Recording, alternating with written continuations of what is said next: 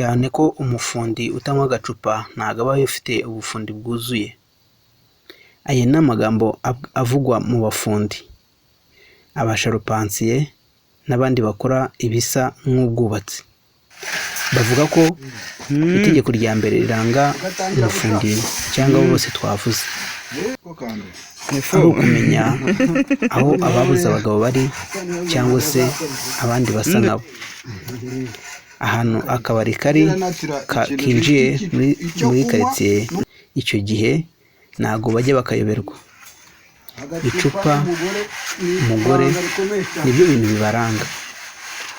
Twaganiriye na benshi mu bafundi, twageze ahari hari umufundi wari uri kubaka ariko yiteretse akaritiro gasa nk'akarimo urwagwa. Twamubajije niba adashobora kwibeshya ngo abe yafata icyo kunywa cyiwe ngo abe yakitiranya n'amazi ngo anage ku gikuta.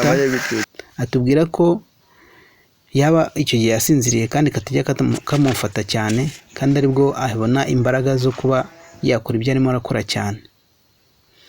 Imbaraga ze ziwe zose ziba mu gacupa, ubuzima bwe bwose buba ari agacupa. Kandi ngo bagenzi biwe iyo babyumvishe nabyo babona yuko aribwo